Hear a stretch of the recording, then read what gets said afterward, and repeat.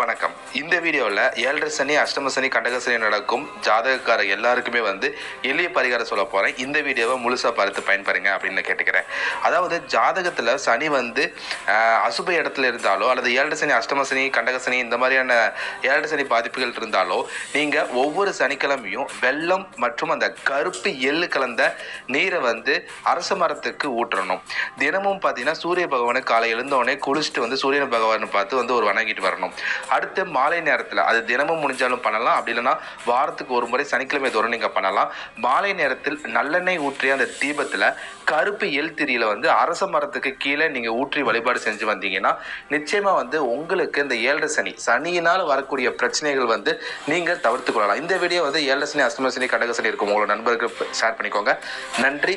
வாழ்க வளமுடன்.